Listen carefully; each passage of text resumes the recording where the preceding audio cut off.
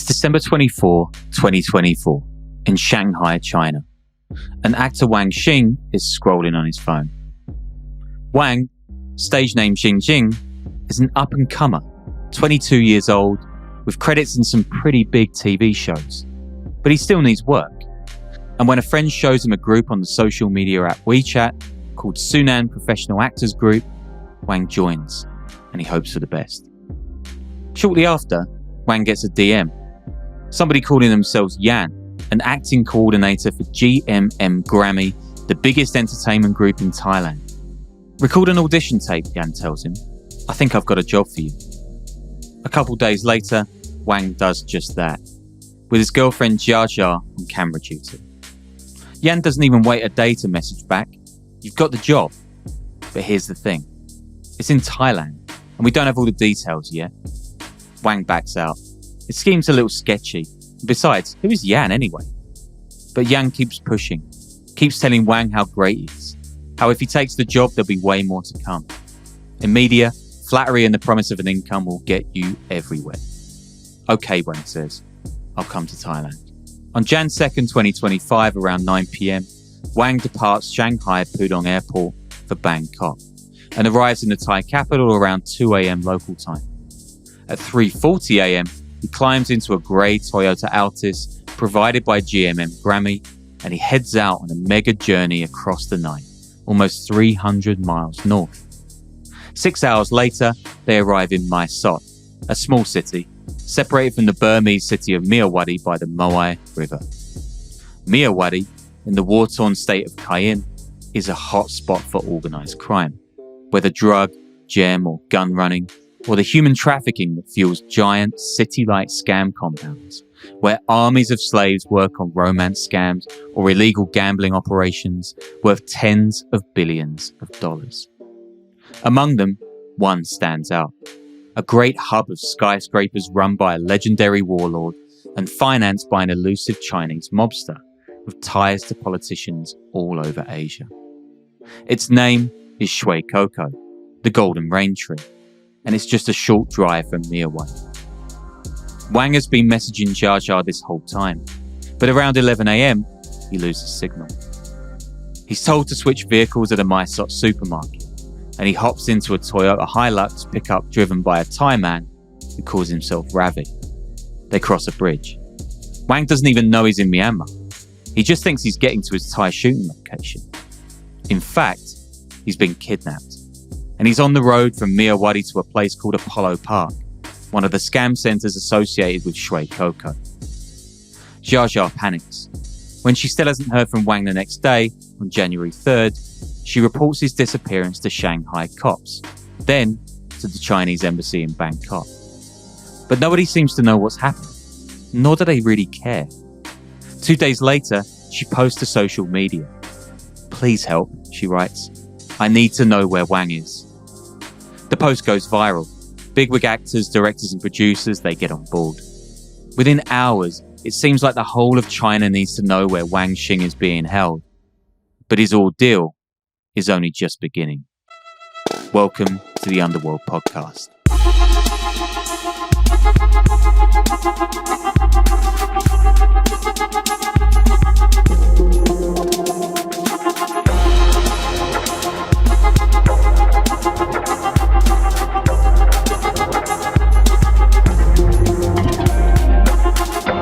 Hello and welcome to the weekly audio-visual podcast experience where two grizzled, embittered, but remarkably good-looking reporters introduce you to the seamy world of global organised crime. I am Sean Williams in Wellington, New Zealand, D-Mob happy, having just done 5 days of solo parenting. And I'm joined, as ever, by writer, reporter, filmmaker, and erstwhile anal cream endorser Danny Gold in New York City. You know, that ad hasn't been confirmed yet, so I'm going to ask you to slow down. But potential endorsers, I'd say, is what we are, potential. But also, what does D-Mob mean? You keep saying that. I have no idea what that word means. It's where it means when you've just come off a military tour. I think the phrase D-Mob happy is when you're just like, you're on shore leave, basically, and you're going nuts. Okay. All right. Great reference. Yeah. Yeah. Thanks as always for listening, guys. It has been a great year for us so far. I'm saying that with a straight face for a while. And especially appreciate those of you who sign up to the Patreon. There's a ton going up there, including the views on Cuba, Brazil, Japan, infrequent Stash House roundup shows and source material and notes for all these whopping great scripts that we put together. Yeah, to sign up, you can actually do that right on Spotify at the top of our page right there, or on iTunes, or at patreon.com/Underworld Podcast. It will come right to your Spotify feed or your iTunes feed, making it simple. On the Patreon, you also get ad-free episodes and the episodes early. I think, on the Spotify too, you get that. Maybe not on iTunes. Why not do that? Yeah, that sounds great, Danny. Why wouldn't people? Why wouldn't someone do that? And keep your show ideas rolling in too, guys. The Underworld Podcast at gmail.com and merch. It's good stuff. What's up your end, man? You've been investigating that shootout around the corner from your apartment? I actually haven't. I talked about it on the Stash House, but if you guys don't know, there was a triple murder around the corner from my apartment. I think it was the biggest mass shooting New York has had in a while, besides that one downtown with the psycho CTE guy. But I think in terms of I don't think there's been a triple shooting in a very long time. It was a shootout, gang situation, two shooters killed, one innocent in a crowded club. I think 10 or 12 people wounded, wild stuff.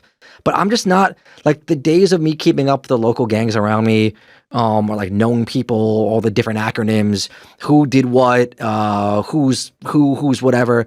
I think they're kind of past, man. I got other problems. I got other things to worry about. So I've not been keeping up with it. Figured that out relatively quickly, and then just whatever it is. I think 2 shooters involved are still on the run, which is crazy. But there you go. Wow. Yeah. This guy only deals in major organized criminal groups these days. Doesn't want to mess with the streets. Now to Myanmar and Shwe Kokko, a place that the BBC described earlier this year as, quote, a bizarre city built on scams.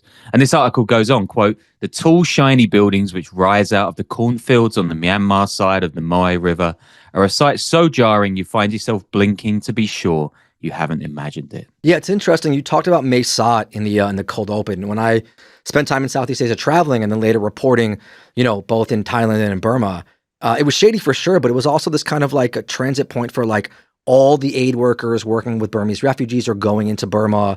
I think also the Burma Free Rangers might have operated out of there. I could be wrong, but it was a fascinating city in and of itself, the quintessential wild border city. And who doesn't love a great border city, especially from a war zone to we've talked about border cities a lot on the show. We're used to, but what a place.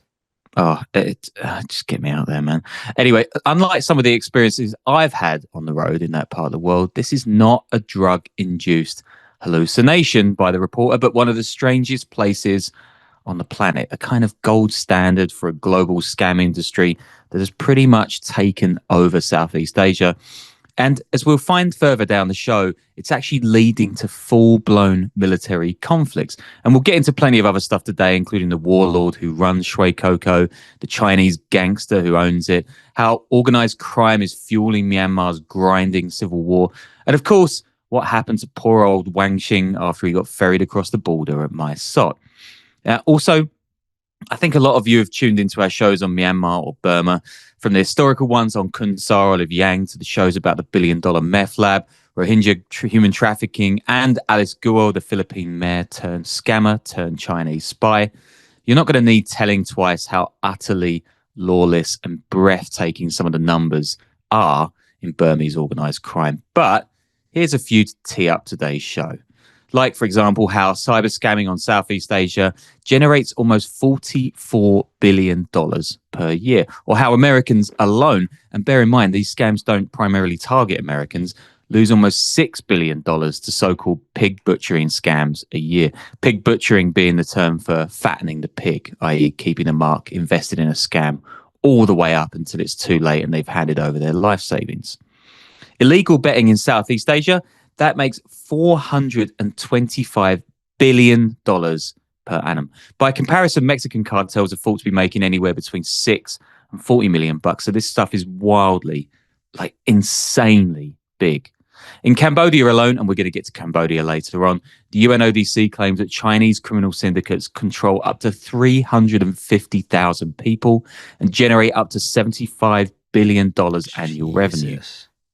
That is around a third to a half of the country's entire GDP, which is why there's a lot of weird political shenanigans going on there right now. And we've actually got a couple of interviews I've done for this episode. So you're going to hear from Nathan Southern and Lindsay Kennedy, reporters based out in Phnom Penh, and friends of the show, of course, who've done some really great work on the topic. And I also spoke with Richard Horsey at the International Crisis Group. I've actually spent a bit of time in Myanmar with Rich, and I think he's just about the best source on what's going on there. We'll put the full interview for that on Patreon. Wow, there's so much going on in what you just said. Like I'm intrigued and eyes wide open right now, and I've spent time in these places.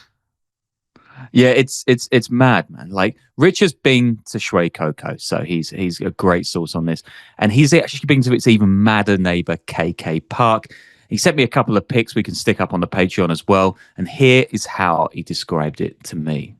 Yeah, so Shwe Kokko is really important because of its scale. It's been built over the last decade as a purpose-built criminal hub based around casinos, money laundering, and then since around the time of COVID, scam centers as well. And that's what's really exploded in terms of revenue. And if you think about what you need to run criminal enterprises like that, you need kind of immunity from law enforcement scrutiny.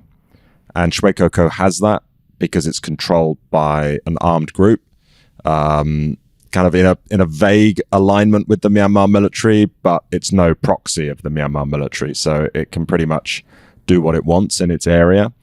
It's adjacent to the Thai border, so you have access to all the infrastructure of Thailand, which does not exist in Myanmar. Things like electricity, fast internet, those kind of things that you need, but also the logistics of getting people in.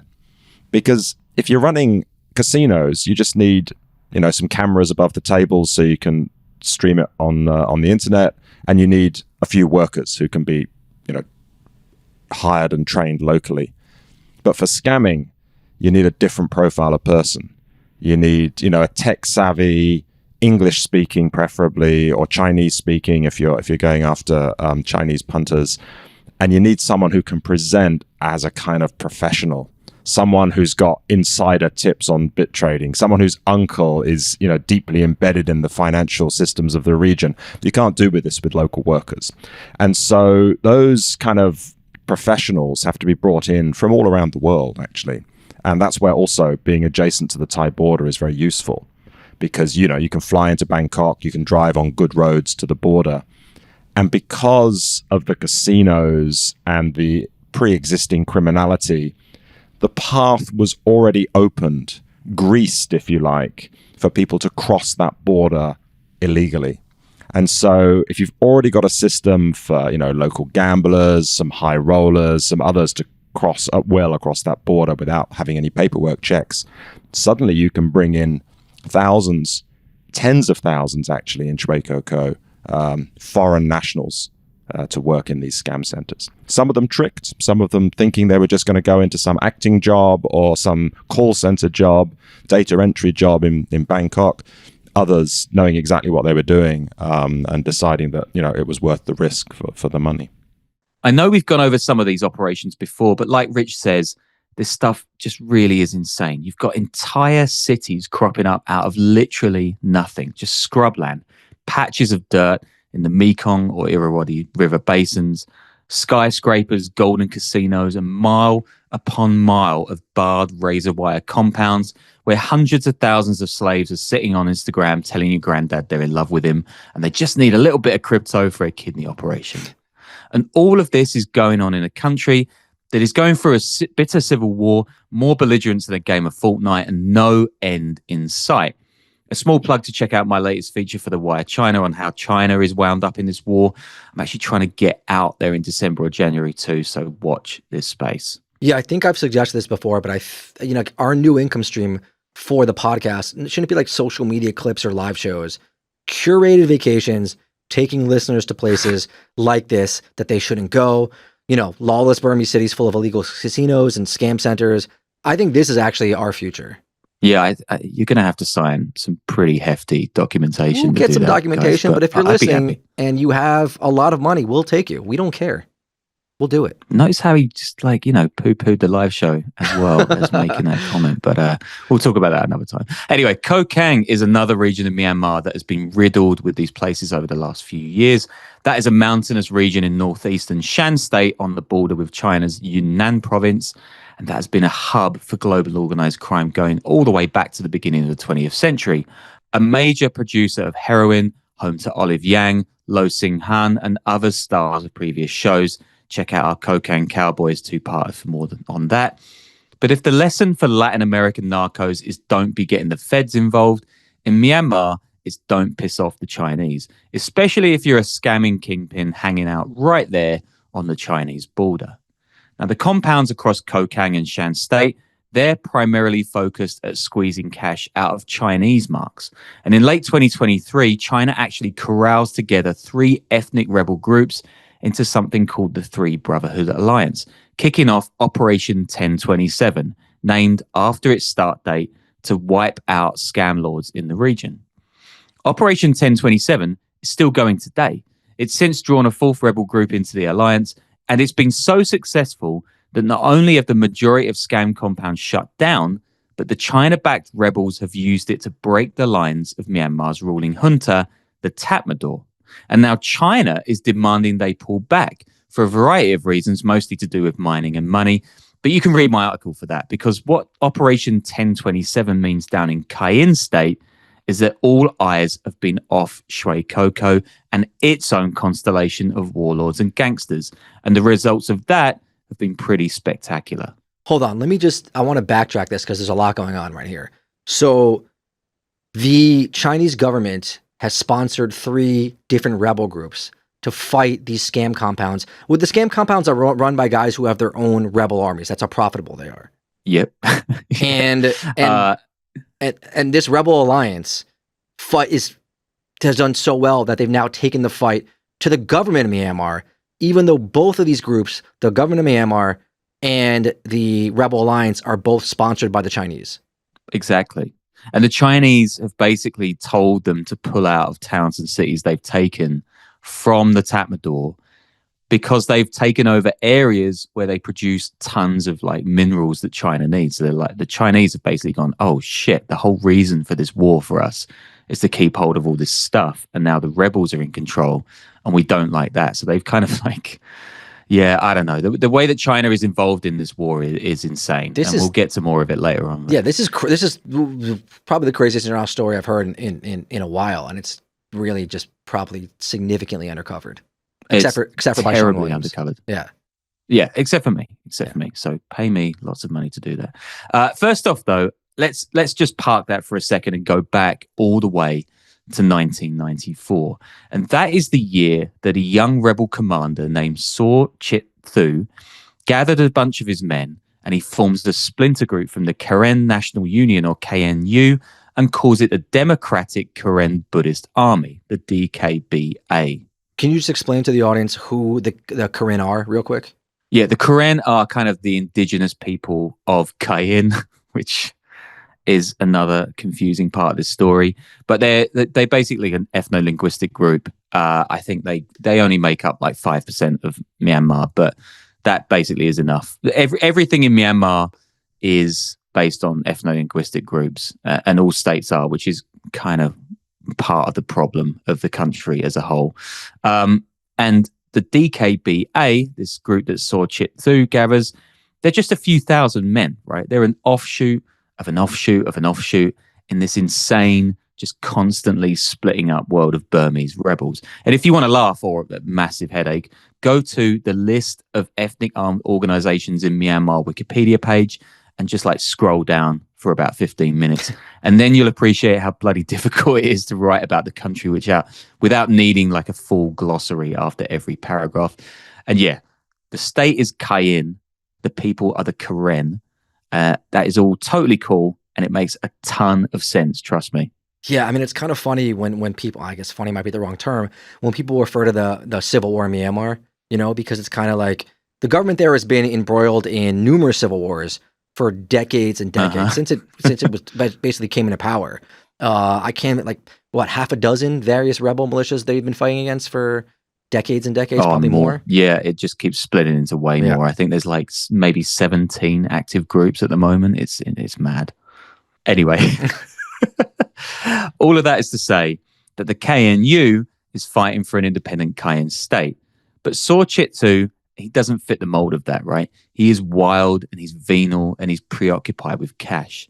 The KNU claims it boots him out in 1994. Whether he was pushed or he jumped, he forms his new group and they fortify a small area on the Thai border along the Moai River at Myawaddy, building encampments, villas, and a parade ground. Chit-tu, he assumes control of something called the 999 Special Battalion, which even by Burmese standards is outlandishly bloodthirsty. The 999 often sweep across the river to massacre Thai civilians, and it burns down camps of refugees from Myanmar's never-ending war. The Tatmadaw joins a pact with Chit-tu. No longer will he fight for an independent Kayin, but for the regime, against his former comrades, the KNU. And just to reiterate, Tatmadaw was essentially like the central government of Myanmar, right? It's like calling the Russian government the Kremlin. Pretty much, yeah. It's like a really weird cult-like Buddhist supremacist organization. And yeah, they are also called the SAC. So if you see that in the news, that is basically just the same word as the Tatmadaw. Anyway, this is a pretty common story across Myanmar, right? Which is another reason that it is completely screwed. This kind of like series of pacts and deals that the Tatmadaw makes just to cling on to power. So now in control of a major border crossing, Saw Chit-tu soon amasses great wealth, either by taxing or leading himself operations smuggling jade, gems, rare earth materials, wildlife, timber, even people. Now, in the mid-1990s, Burmese heroin takes a nosedive right as meth production takes over. I think there's like an exact crossover on a graph in 1996. And Chit-tu makes a huge packet on the new narcotic of choice. He ferries millions of so-called yaba or crazy pills from jungle labs in neighboring Burmese states across Thailand and into the rest of Asia. He constructs a giant theme park and resort just outside the Kayan capital, Pa An, and he names it after himself. In 2010, Chit-tu's DKBA formally allies with the Tatmadaw and becomes one of several border guard forces, or BGFs, across Myanmar. These are official regime proxies. The Tatmadaw basically tells them, be our friends and we'll let you do whatever you want on your own turf. Here's the Asia Times, quote, for over 2 decades, Chit-tu has been a case study in prolonged impunity and an environment where insecurity merges seamlessly with illicit enterprise, collective elite rent-seeking, and the grey area of multiple antagonists with shifting loyalties in a long-running civil war. In 2015, Nobel Prize winner Aung San Suu Kyi wins a national election and returns Myanmar to democracy. I'm doing gigantic air quotes, of course, here. Because the Tatmadaw has spent so many years making these Faustian pacts, just like the ones it's done with Saw Chit-tu, that Myanmar isn't really a country by this point, right? It's a patchwork of fiefdoms run by warlords, gangsters, and religious zealots. So Aung San Suu Kyi stands pretty much no chance of keeping power or uniting the nation. And in 2021, the Tatmadaw just seizes control of the country right back in a coup. Pro-democracy forces declare a civil war, and all these dense regional disputes, they just fire right back up again. Now, because of this dense weave of deals the Tatmadaw has done with kingpins like Chit-tu, this isn't just a war between the regime and pro-democracy forces, which makes it really, really hard for the media to get their teeth into. There are wars within wars, old scores being settled, hatreds revived. There are gangs fighting gangs, rebels versus rebels, Rohingya Muslims being targeted yet again. And China is backing whoever it thinks will protect its massive investments. We're talking tens and tens of billions of dollars, from oil rigs and ports to roads, dams, and most importantly, mines. And this cannot be overstated, right? Myanmar provides almost 2/3 of the entire world's heavy rare earths. This is the stuff making your iPhones, electric vehicles, wind turbines, jet fighters, TVs. Wait, that can't be true. Really, more than all of Africa and Congo, all that, really? Yep, it's insane. I think it's about 61% of China's imports of rare earths, which is almost like China makes nearly all of them. So it's staggering the amount of mineral wealth, which is just across Chinese border. I had no idea, dude. That's nuts. Yeah. And like the mines, they're only in one part, right? So this is kind of going off track, but there's like a group called the KIA. Let's not go into that, but they're now in control because of the Free Brotherhood Alliance of like half the world's rare earth minerals. So they've just like, China has backed them to smash the scam compounds, and they in turn have just suddenly commanded one of the world's greatest deposits of money. This is not to say like it's insane. Do you think they'd be interested in maybe podcast ads? The KIA? I'll ask them. I'll ask them. I found some good contacts. Actually, please reach out. So maybe I'll reach out to them. Maybe they have some things they want people to know or invest in. All right. I don't know. I'll give you some investment tips actually after this show, because there are some pretty good ones related to Myanmar. Anyway, I'm not saying there aren't people fighting for rights and freedom in Myanmar. There are, of course, millions of people doing that. Many of them young students, mothers, fathers, incredibly impressive folks switching overnight from college or jobs to front lines. But it's useful to be reminded that the two main things overwhelmingly driving conflict in Myanmar are resources and cash. It always has been, always will be. Now, Saw Chit Tzu had been doing pretty well during the democracy years between 2016 and 2021.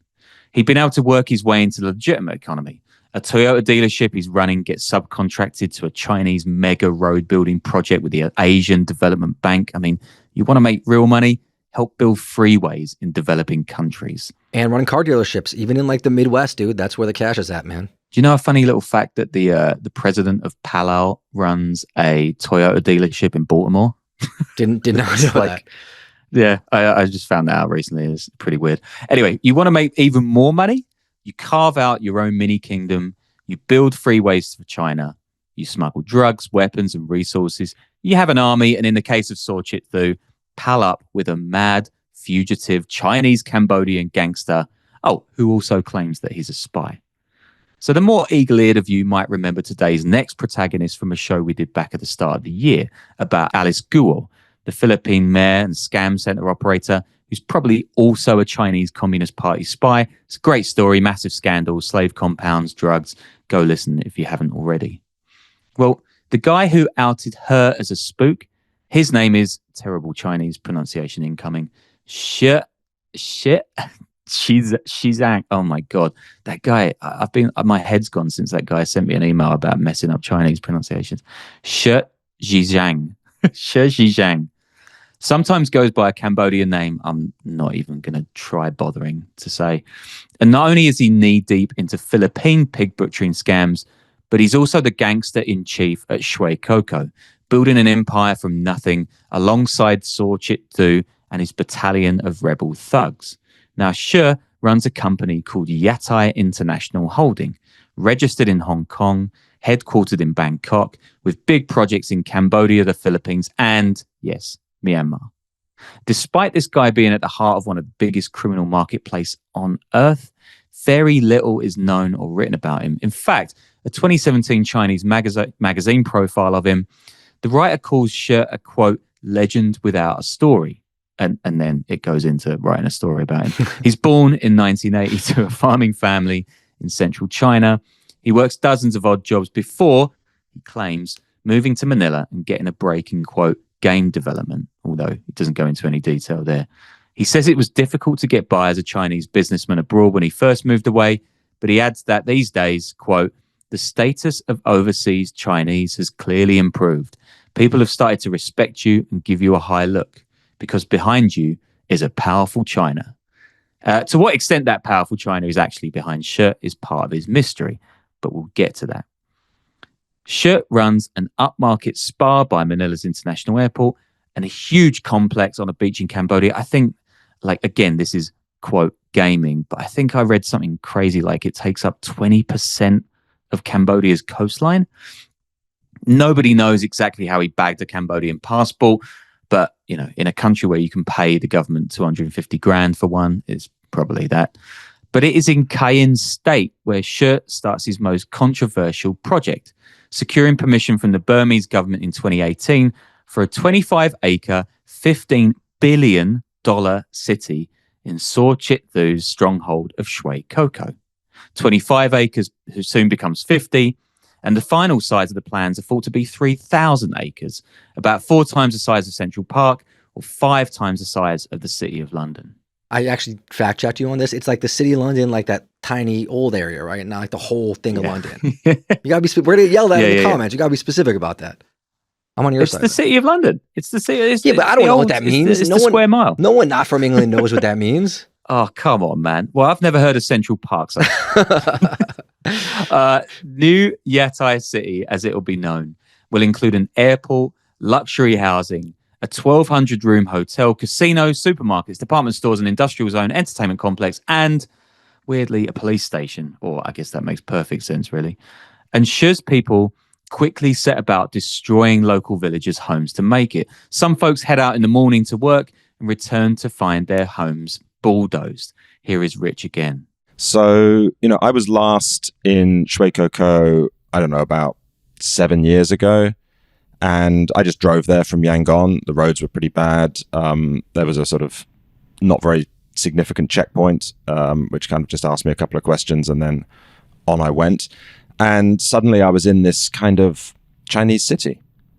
You know, it looked like I was in China. It had been built by Chinese construction companies according to the templates for, you know, large villages, large sort of urbanized villages in China. So you had all of the road markings, all of the rubbish bins with little pandas on top, you know, everything.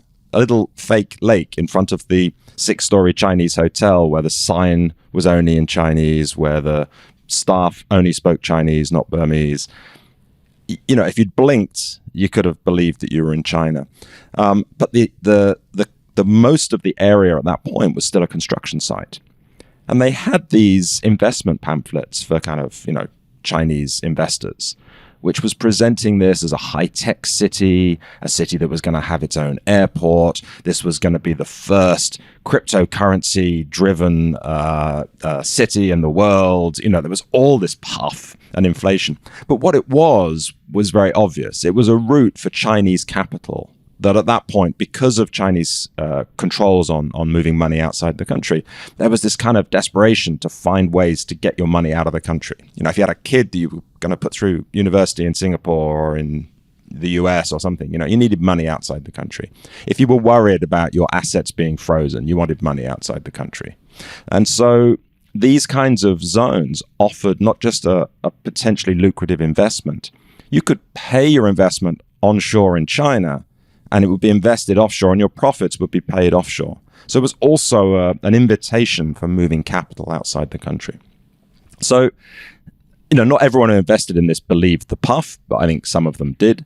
But what actually was going on was just loads and loads of 6-story grey concrete buildings were being put up with high fences, razor wire on the inside, keeping people from getting out, not keeping people from getting in. And then these were just being stuffed with call center workers for scamming. So you've got this giant city popping out of nowhere. Zhijiang is at the helm, pouring in cash that he's made from his other criminal enterprises across Asia. And all of it is overseen by Saw Chit-thu and the DKBA. By this point, Chit-thu leads 5 local corporations working not only with gangsters like Shwe, but in mining, auto dealing, tourism. I mean, tourism in Myanmar, okay. Financial investment and energy. Wait, to be fair, if this was like the mid-2010s, tourism in Myanmar probably looked like there was potential for it to bust wide open. I mean, you know, precarious investment, but still. I guess during the democracy years, there was a lot of like column inches, especially in the US, right? Because Aung San Suu Kyi was best mates with Obama. Yeah, I did a lot of work on it. There was a lot of scandals because they were, the UN especially was downplaying what was happening to the Rohingya, despite all the warnings that groups like Fortify Rights were issuing and all the things that they were saying were happening. The UN completely ignored it. So did the West, because they wanted to open the country up. They thought it would be beneficial. Didn't work out, but you know. No. But shout out to Yangon, one of the most fun cities I've been in the world. It's such a cool place. I have no idea what it's like at the moment, but it is really great. The whole time, Sorchitsu is turning the region into his own family kingdom, right? He's delegating more and more to his 3 children. They live in Shwe Villa, which is a sprawling hacienda at the heart of Shwe Kokko, surrounded by luxury vehicles, security guards, artwork, jewelry, billionaire stuff. Rich Halsey went to Shwe Kokko a few years back, and this is what he saw. When I drove to Shwe Kokko a few years ago, I drove along the road from Pa'an, and I'd heard about this place. And so I tried to find it, and it's not actually that difficult to find. It kind of it glows on the landscape, if you like. It's a short drive from Pa'an in the direction of the Thai border, and it's the most bizarre, incongruous theme park you can imagine.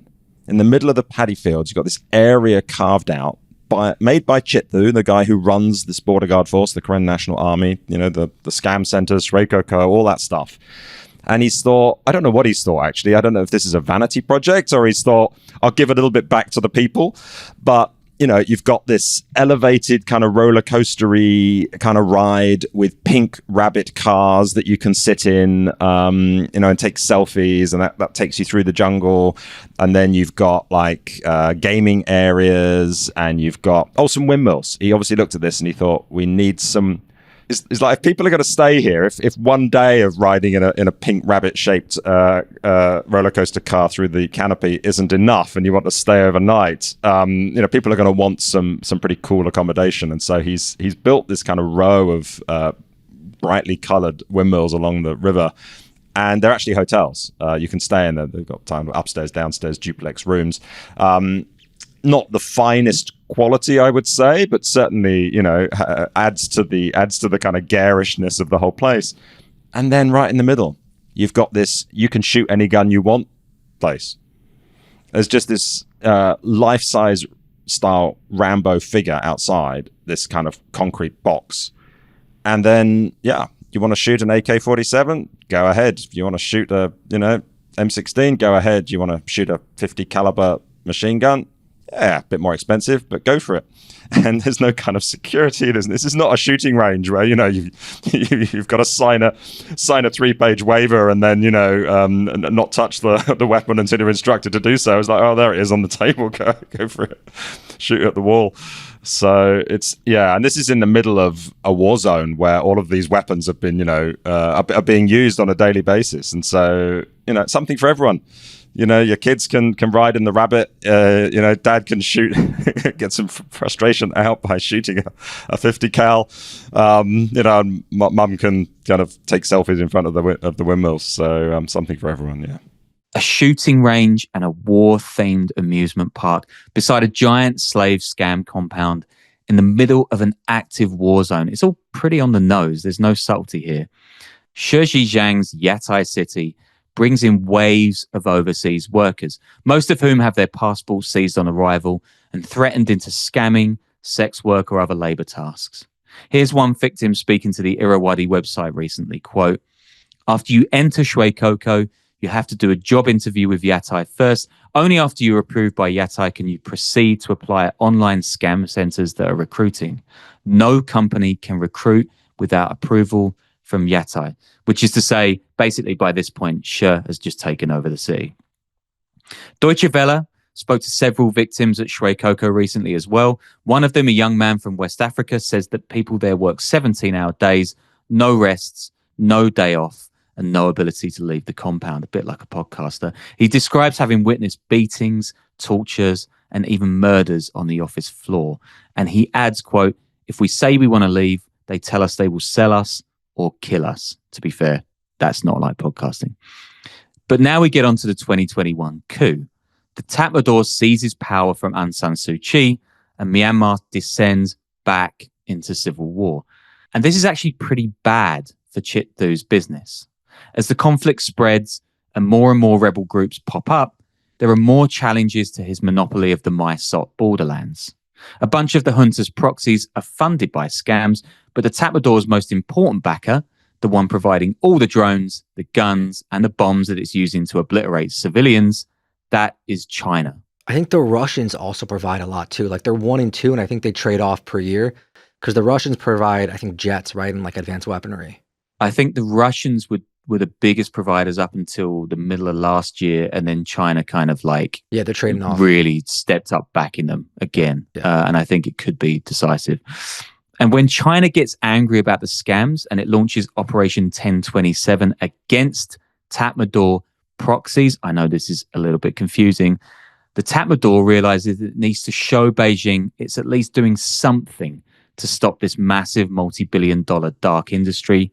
And it closes down a handful of compounds, basically saying, please, daddy, I'm doing something. Don't be mad at me. Chit Thu begins plotting a way to keep his fortunes and control over Shwe Kokko, while somehow at the same time avoiding the wrath of the Tatmadaw or the tons of rebels sweeping across the country. In 2022, things get a bit more complicated when Thai officials arrest Zhijiang and they promise to extradite him to China to face charges of running illegal gambling operations because, no shit. Yatai releases a statement claiming that it's only into, quote, legal real estate development. Shi actually then claims two things.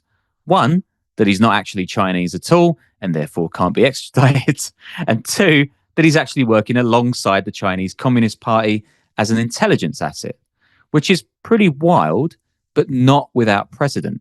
Another man involved in Shwe Kokko is Wang Xing, aka Broken Tooth, one of the most notorious Triad gang leaders in Asia and a star of a show we did, I think, back in 2023.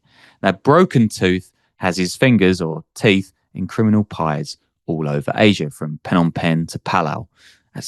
There can't be many shows that we've mentioned Palau twice, Jesus. And he regularly touts the fact that he works on behalf of the Chinese government. Here is Jason Tower, an expert in Myanmar, quote, Wang Xing also has a quote that he uses fairly regularly. He says he used to fight for the cartels, and now he fights for the Chinese Communist Party. So you see, even besides the war in Myanmar, all of this has a deeply political angle. China has sunk tens of billions of dollars into Myanmar, especially mining, timber and gas, and its place since the outbreak of war has basically been backing whichever groups, whether rebels or regime, which can promise to keep its stuff safe. There's an extraordinary phenomenon in the west of the country, in Rakhine State, which is home to the long-suffering Rohingya, where refugees and civilians will actually take shelter underneath and besides a massive Chinese oil and gas pipeline because it is the only thing they can guarantee no soldier will dare to take aim at. Rakhine State is also home to Chinese assets, so it's not crazy that Zhijiang or Chit Thu would be working closely with the Chinese Communist Party to ensure their investments are kept safe, all the while using that cover to build their vast criminal empire. In 2023, the UK sanctioned Zhijiang and Chit Thu for being, quote, responsible for providing support for or obtaining benefit from the trafficking of individuals to Shwe Kokko, where they were forced to work as scammers targeting English-speaking individuals and were subject to torture, physical abuse, and further cruel, inhuman, and degrading treatment. Quick side note here, it's a bit rich from the UK, given that a lot of the holding companies are based in the Isle of Man, which is a tax haven off the west coast of England. It's pretty unlikely also that these sanctions have any more than a symbolic impact. It's not as if either man is heading over to England for medical treatment or a Cornish pasty, for example. In March 2024, the Tatmadaw squeezes Chit Thu to go on raids against the KNLA, another ethnic group in the region. Do it or we'll mess up your criminal empire, they tell him. So he quits. He calls time on his association with the Tatmadaw and he rebrands his border guard force as the KNA, the Karen National Army. He's going it completely alone, essentially. And he's telling anybody, including the regime, that they can come and have a go if they think they're hard enough. So I'm assuming he's sensing the government is too weak at this point to do anything to him. Yeah, the Tatmadaw is super, super weak. I think like before the Chinese stepped in after that Operation 1027, most people were expecting them to actually lose the war, and things might have changed since. So, and especially like in the hinterlands, like Cayenne, I mean, they've got no control at all. So yeah, I think he was seeing his chance. Construction and scamming gather pace at Shwe Kokko's various little sub-kingdoms and cities, and the tales of extreme violence continue to trickle out from survivors. Some people are attacked with cattle prods, others are tied up for hours in stress positions or crucified with ropes or made to crawl across gravel until their hands and knees bleed. Zhijiang, who is still in a Thai prison at this point, he continues singing about his involvement in the Chinese state, which I guess, given China is the biggest player in all this, isn't the most advisable thing to do. But it seems to be the kidnapping of actor Wang Xing, the story at the top of today's show, which really turns the tide against Shwe Kokko and Sorchit Thu. If you remember, we left his story on January 5th this year. He's across the Myanmar border, and his girlfriend Jia has managed to go viral on Chinese social media, getting fellow actors and movie makers and shakers to share it.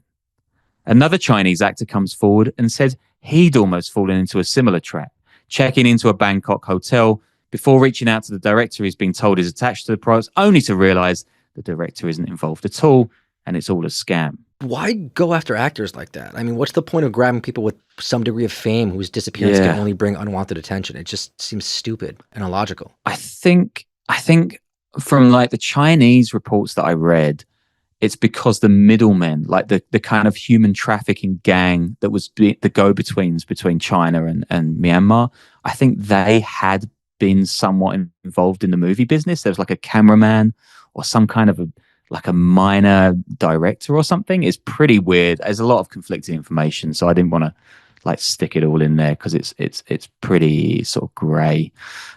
Anyway, Jia flies out to Bangkok on January 6th, and she heads straight to the Chinese embassy. The following day, after negotiations between Thai, Burmese, and KNA officials, Wang is handed back over at a bridge between Mae Sot and Myawaddy, Gary Power style. His head is shaven, and he's wearing a white t-shirt and shorts, visibly thinner and scared. He tells cops he'd seen 3 buildings at his compound. The first was a gathering place for new abductees, where he'd been alongside 10 other Chinese nationals. Then they were taken to a second building, a training center where he says up to 50 Chinese had been imprisoned. For 3 days in that building, people had taught him how to carry out online fraud. He'd never fully made it, however, to the third building, but said it was huge and held people from all over the world. Everybody had shaved heads and wore white, just like him. I mean, this is absolutely insane. Like, I've covered on the ground in Burma and Thailand the way Southeast Asian slavery rings worked with the Rohingya, which were like gang pressing them into being slaves in like the seafood industry. I think it was actually the 3rd episode of the show we ever did. But, and like, don't get me wrong, it's unfathomably brutal, like those. But this is insane. Like, this is something out of like a science fiction movie. Yeah, and I think the first time that we did a show on this, I remember the number being officially that like 150 to 200,000 people were in these camps. And now I think some figures are saying 350,000. So Jesus fucking Christ. It's like, it is not stopping. It is a complete scandal. Wang makes it back to Shanghai on January 11th this year, but his story has rocked China, and given it has pretty much launched a military operation to cut down scam operations just a couple years previous, this is not good news for Shwe Kokko. A week later, CCP cops bust what they claim is the human trafficking ring that lured Wang into Myanmar alongside dozens of others. That's the group that we just mentioned was maybe involved in filmmaking to begin with. And then under pressure from China, Thailand cuts off the supply of electricity, internet, and fuel to areas controlled by Kayin ethnic rebel groups, including, of course, the KNA. Thousands of Chinese cancel vacations to Thailand, and air carriers cancel hundreds of flights. Sorchit Thu may well know that his time's up by this point. He's ditched his pals in the Tatmadaw. He's pretty much at war with every other regional rebel group. Thailand is ghosting him. His biggest client is in a prison cell, and China is coming for him. It is not great. So what does he do? Well, he actually does something pretty ingenious. I mean, obviously immoral, terrible, and possibly evil, but he suddenly releases thousands of people from locked compounds all over Shwe Kokko, around 7,000 in total, who are packed into detention facilities, then fed little, and are just a gigantic headache for Burmese and Thai authorities. There are folks from 29 countries in these holding pens, including the Philippines, Kenya, even the Czech Republic. We've seen this happen in Europe with Russia and Belarus and Turkey, in turns releasing huge number of refugees and asylum seekers into Poland and other states, kind of using people as a weapon and threats against the West. And given a lot of these people's countries don't even have embassies in Myanmar or Thailand, it's been a huge problem that has taken authorities' attentions off Saw Chit Thu. Here is Rich again. It's one thing to have Myanmar refugees crossing the border, and that's something that Thailand has had to deal with for decades. It's difficult, but you kind of give them some land and they'll cut down some bamboo and build some shelters. And, when it's safe to do so, you encourage them firmly to go back. But you can't do that with like foreign nationals, right? Third country nationals. These are not people who will just live off the land. These are people who have no idea how to they don't speak Thai. They don't, they're used to sort of buying food from 7-Eleven. And so, it was a huge problem. There was no space in the prisons. There was no detention centers for them. Immigration detention wouldn't have been able to handle this. And some of these countries don't have embassies in Thailand or even in Southeast Asia. And so the process of arranging how you identify, are they criminals? Are they not? They've had their passports taken. They don't have any paperwork. How are we going to fly them back to, Ethiopia? It took months, and that was just a small fraction of the number of people he had. So it was an implicit threat to Thailand. You want to play hardball? How would you like 100,000 or 30,000, say, foreign nationals suddenly dumped in Mae Sot? See how you like that, And so that's just one example of the kind of leverage that a powerful non-state actor has over a neighboring country, right? He plays by different rules than Thailand has to play by. This is really grim stuff, of course, but it's also really fascinating how this criminal kingdom has spilled out into all kinds of high politics, dragging in just about every major power on earth. I mean, I keep saying it, but it's insane, right? So thousands of scam center slaves were just kind of wandering across the border from like all different countries. Yeah. And they're just kind of stuck You're free in now, Thailand. guys. And then they're just held in these like detention centers because the people can't do anything with them. Then they're just like a massive political issue. Jesus. Yeah, it's nuts, man. In May this year, the US sanctioned Saw Chit Thu. Says Treasury Deputy Sec Michael Falkender, quote, cyber scams operations such as those run by the KNA generate billions in revenue for criminal kingpins and their associates while depriving victims of their hard-earned savings and sense of security. Treasury is committed to using all available tools to disrupt these networks and hold accountable those who seek to profit from these criminal schemes. Like the UK's move, you might think this is a little more than tough words, but Rich actually sees it a little differently. I don't think it has much practical impact. I don't think Chit Thu was planning on visiting the US anytime or keeping his assets in, banks that would be subject to US jurisdiction. But, Thailand is a place that is very integrated with the US economy and where the US does have quite a lot of leverage. And so, it puts pressure on Thailand, I think, not to allow him to make use of the Thai financial system and so on to further his aims. Shwe Kokko has allegedly switched up to Starlink to provide the internet connections for scam operations since May, but a lot of its buildings have allegedly fallen quiet. And Saw Chit Thu has come out in the media to protest his innocence. I am a Karen citizen who has struggled since childhood, he says recently. I joined the military at a young age after being denied the opportunity to receive an education.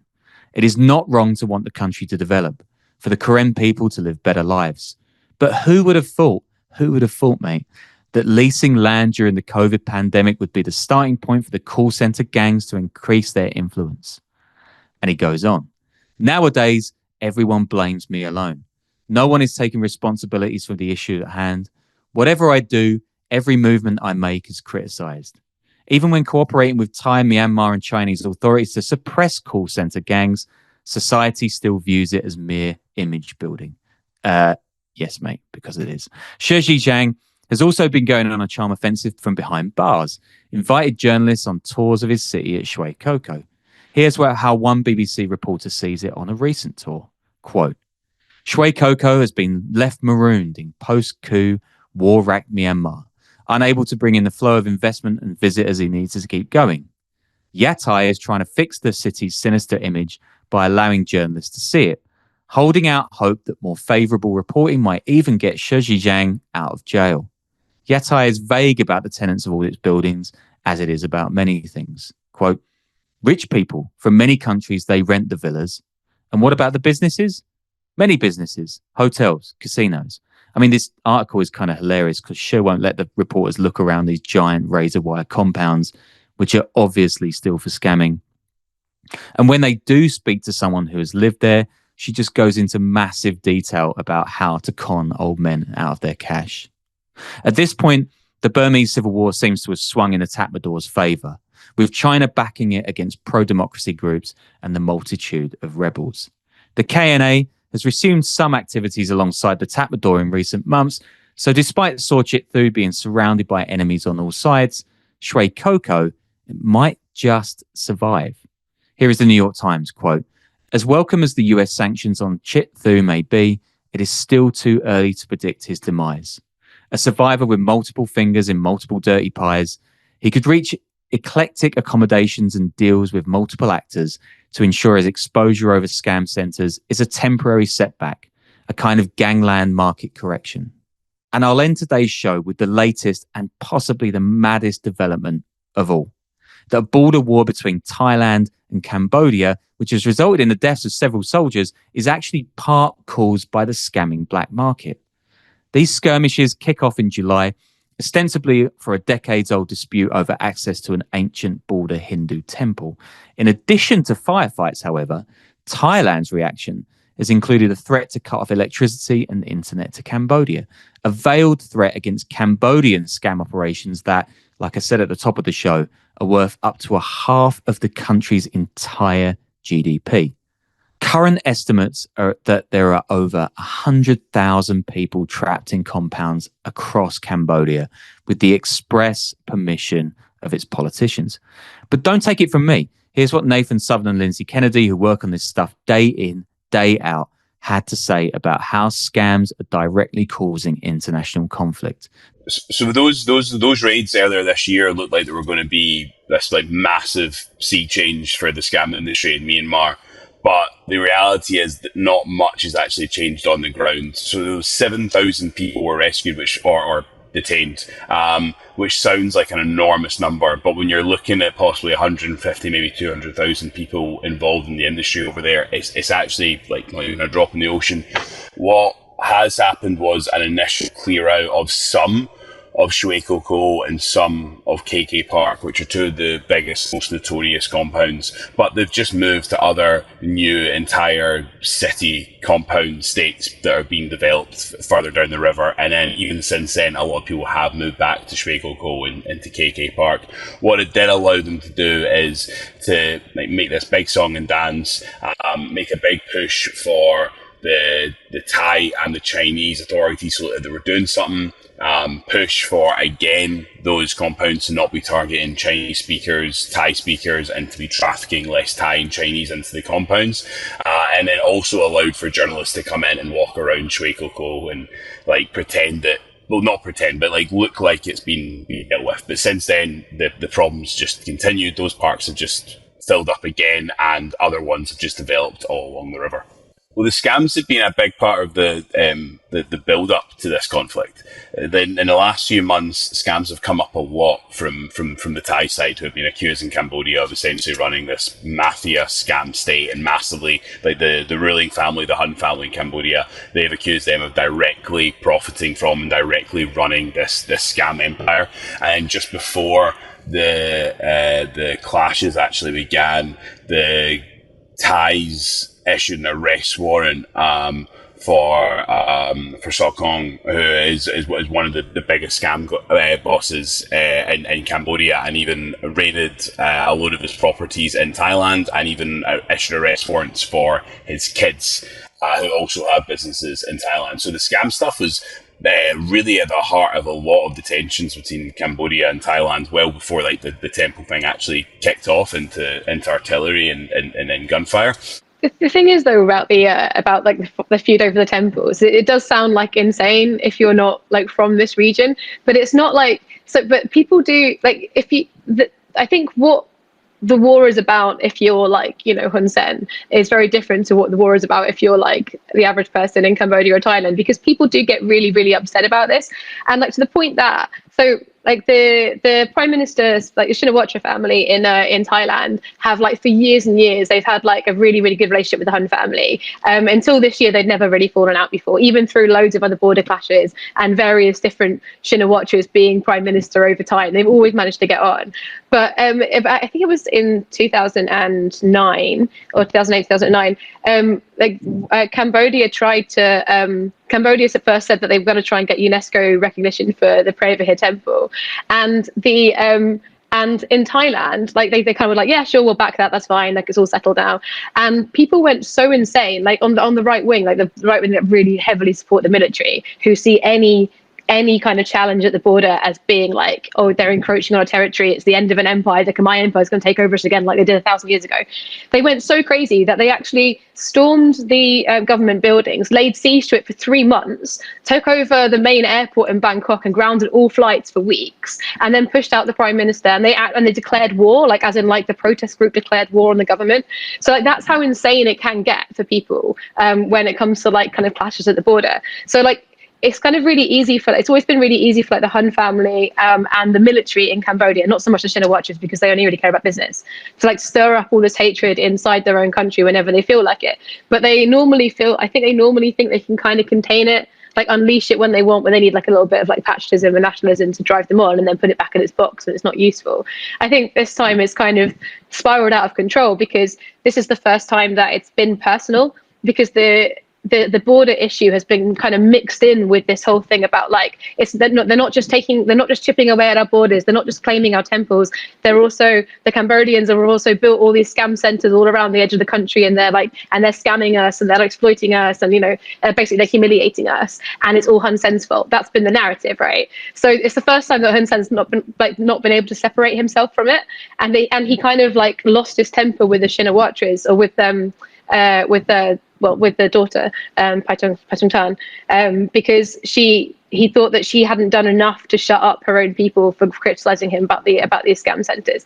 So kind of like that was like a big trigger for why this has escalated in the way that it has. But what was like really amazing to watch is every other time there's ever been a skirmish at the border, it stayed in that area, right? It stayed on the northern border.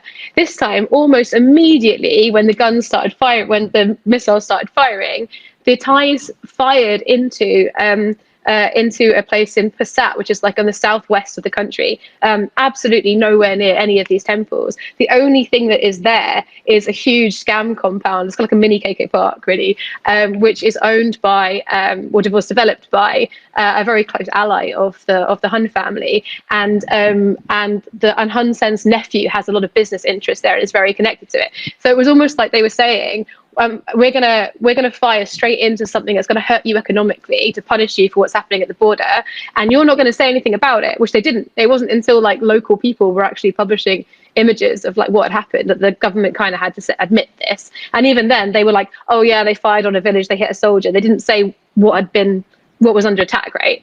And it's been the same. It's been the same with loads of other scam centers all around the country, where scam centers have been hit with rockets, and neither side has said we hit a scam center or we hit a casino with a rocket. It's when it only comes up when like ordinary people have caught it on video, or they're talking about it, or they're outraged that like there's been damage. But both sides have been really weird about actually admitting what it is they're firing at, because I think that the minute that obviously Cambodia doesn't want to admit these scam centers exist. Their whole thing is that this is all made up and exaggerated. But Thailand also, the Thai military also doesn't seem to want to admit that they're firing at these places, or they know where these compounds are, or they know they're full of people. Because I think two things will happen. First of all, they will then have to do another northern Myanmar, where everyone, if they get raided, everyone moves through Thailand, and it's a huge burden on them to actually process all those people to get them home. But also, then they lose all their leverage, or whatever they're negotiating quietly with the Huns, whether it's like a cut, whether it's like don't use Thai people, whether it's like stop complaining about what's happening on the border, or we're going to keep like attacking your scam centers. We don't really know what those negotiations are. But the minute that they kind of acknowledge that these scam centers are there and they need to be dismantled, I think they lose all their leverage with the Huns. So yeah, that is the tale of how the criminal romance between a bloodthirsty warlord and a Chinese scam kingpin flourished into one of the global underworld's true success stories.